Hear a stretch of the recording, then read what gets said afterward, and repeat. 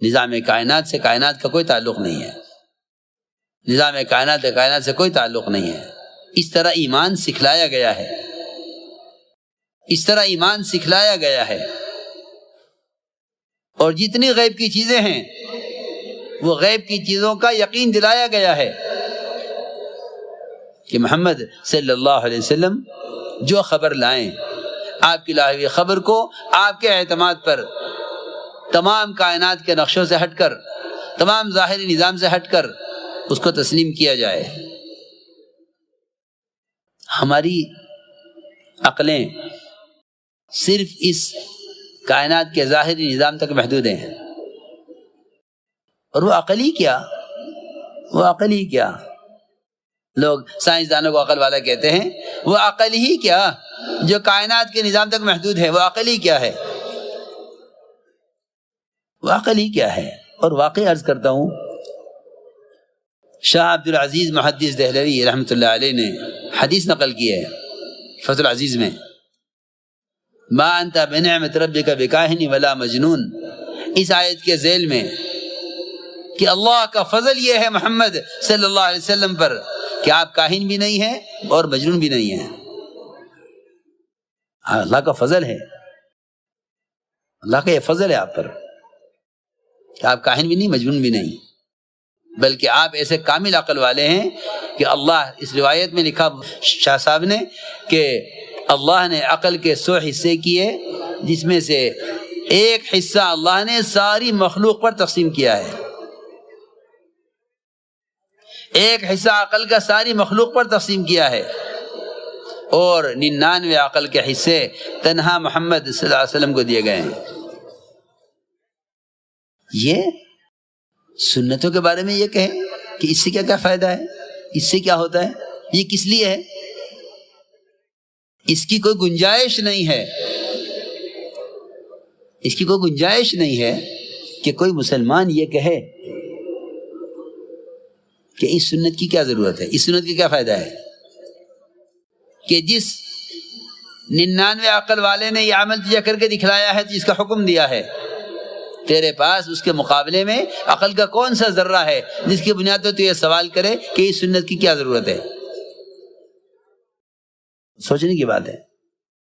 وہ تو جب رواجی طریقے غالب آ جاتے ہیں تو سنتوں کے لوگ فوائد اور علتیں اور وجہ معلوم کرنے لگتے ہیں کہ اس کی کیا ضرورت ہے، یہ تو ایسی بھی ہو سکتا ہے، تو ایسی بھی ہو سکتا ہے۔ اب میں چھوٹی سی مثال دے کر سمجھاتا ہوں۔ آپ اپنے محلے کے کلینک میں ایک عام چھوٹا سا ڈاکٹر، اس سے جا کر اگر یہ کہہ دیں کہ اس گولی کی کیا ضرورت ہے، تو پاگل کہے گا، تمہیں نکال دے گا۔ تجھے کیا خبر، ڈاکٹر میں ہوں، دوا میں دے رہا ہوں، تجھے کیا مطلب ہے اس سے؟ آپ ایک کلینک کے ڈاکٹر سے نہیں کہہ سکتے کہ یہ دوا کیوں دے رہے ہو، اس کی کیا ضرورت ہے، میں تیرا معالج ہوں، دوا میں تجویز کر رہا ہوں۔ اور یہ ایسے بے عقل کہ سنتوں کے بارے میں کہتے ہیں کہ اس سنت کی کیا ضرورت ہے، اس کا کیا فائدہ ہے۔ مولانا صاحب رحمۃ اللہ علیہ نے بہت بچپن میں، مولانا صاحب چھوٹے سے تھے، ان سے پوچھا کہ یوسف قطب بننا چاہتے ہو؟ کہ ہاں۔ کہ تمہیں قطبیت کا، قطب بننے کا نسخہ بتا دوں؟ لوگ تو سمجھتے ہیں کہ بہت ذکر سے آدمی قطب بن جاتا ہوگا۔ فرمایا قطب بننا چاہتے ہو؟ کہ جی۔ فرمایا کہ دیکھو، جہاں جس ماحول میں سنتوں کا خلاف، سنت کے خلاف ماحول ہو، جہاں سنت کے خلاف ماحول ہو، وہاں تم سنت پر عمل کیا کرو۔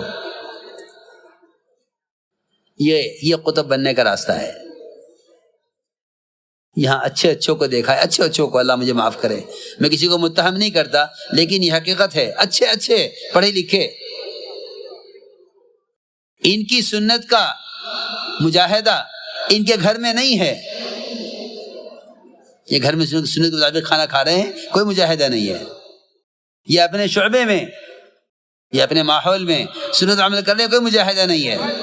ہاں، ذرا کسی ان کے محسن، ان کے چاہنے والے، ان کے کسی دوست کہ یہاں شادی ہو اور یہ وہاں جائیں اور وہاں کھانا خلاف سنت ہو رہا ہو، یہ یوں کہیں کہ اس وقت تو موقع نہیں ہے سنت پر عمل کرنے کا، لوگ کیا کہیں گے؟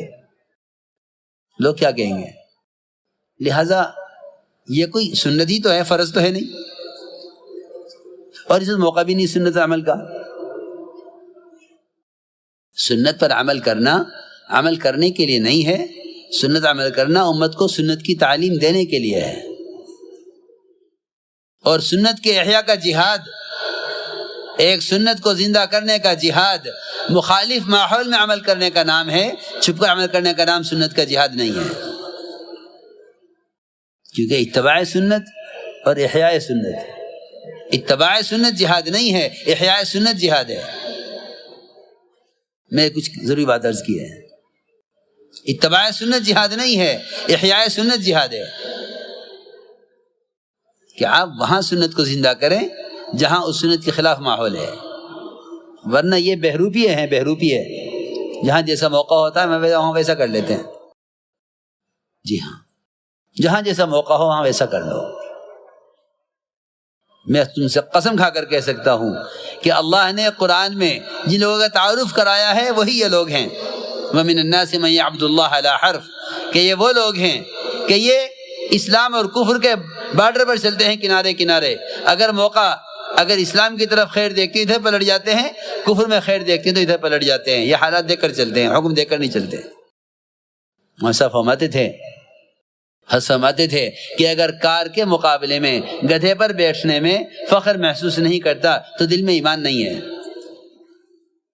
دل میں ایمان نہیں ہے۔ اگر کار کے مقابلے میں گدھے پر سواری کرنے میں فخر محسوس نہیں کرتا تو دل میں ایمان نہیں ہے۔ کیوں؟ اتباع سنت، سنت کے اتباع۔ عبداللہ ابن عمر رضی اللہ عنہما اتنا اتباع سنت کا کرتے تھے، اتنا اتباع سنت کرتے تھے کہ روایت میں ہے کہ اگر کوئی دیکھے تو پاگل سمجھے۔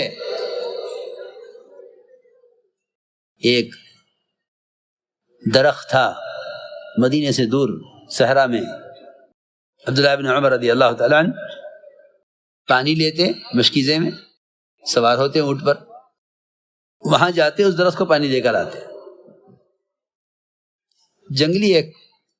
جنگلی درخت، نہ کوئی سائے کا فائدہ نہ کوئی پھل کا فائدہ۔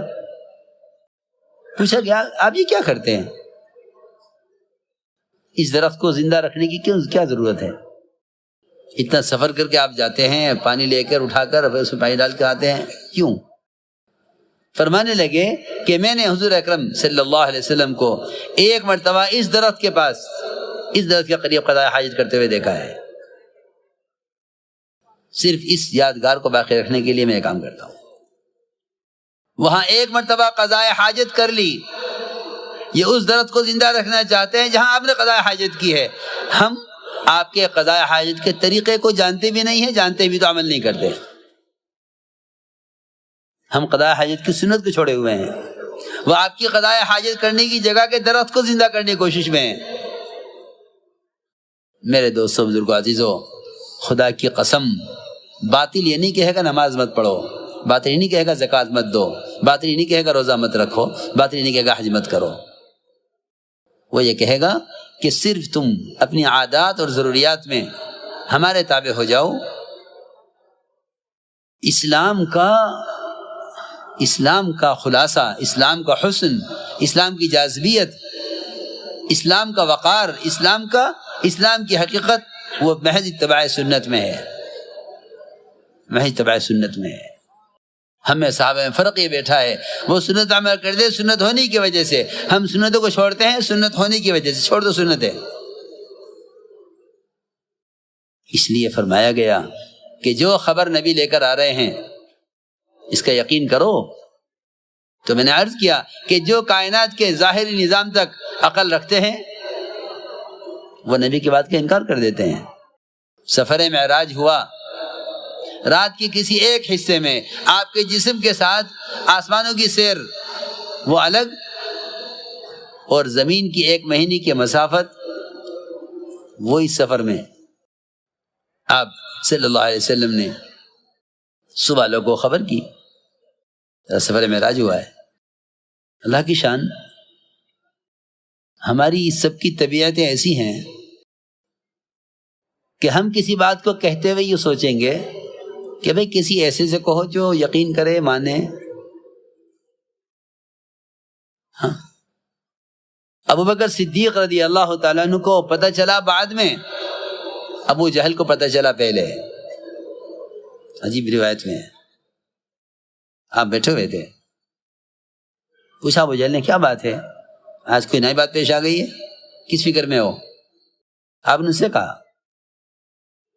کہا کہ آج رات آسمانوں کی سیر ہوئی اور زمین کی سیر، اور زمین کا 1 مہینے کا سفر، بیت اللہ سے بیت المقدس 1 مہینے کا سفر.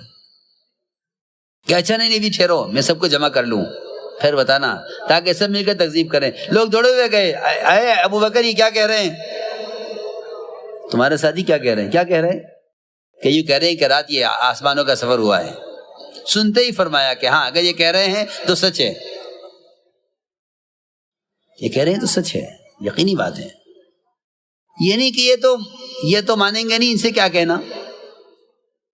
ہاں کہ آپ کی لائی ہوئی خبر کا یقین سب کریں. تو میں نے عرض کیا کہ کیوں کیا اللہ نے یہ سفر؟ اس لیے کرایا ہے کہ دیکھنا چاہتے ہیں کہ کون نبی کی بات کی تصدیق کرتا ہے، کون نہیں کرتا. وما جعلنا الرؤيا التي أريناك إلا فتنة للناس. یہ بیٹھ کے سوچیں گے کہ جہنم کی آگ اتنی سخت اور دنیا کی آگ کے مقابلے میں اتنی زیادہ، اور پھر کہہ رہے کہ جہنم میں درخت، کیوں؟ اس آزمائش کے لیے کہ یہ جہنم میں درخت کے ہونے کا اقرار کرتے ہیں یا جہنم کا انکار کرتے ہیں. آزمائش ہم آزمائیں گے ان کو کہ یہ جہنم میں درخت کے ہونے کا اقرار کرتے ہیں یا درخت کی وجہ جہنم کا انکار کرتے ہیں. ہاں، اس لیے میں نے عرض کیا کہ ایمان بالغیب اصل ہے کہ جو خبر نبی دے رہے ہیں اس کو یقین سے مانو، اس کو یقین کے ساتھ مانو. ایمان بالغیب اصل ہے کہ جو خبر نبی دے رہے ہیں اس کو یقین سے مانو، اس کو یقین کے ساتھ مانو.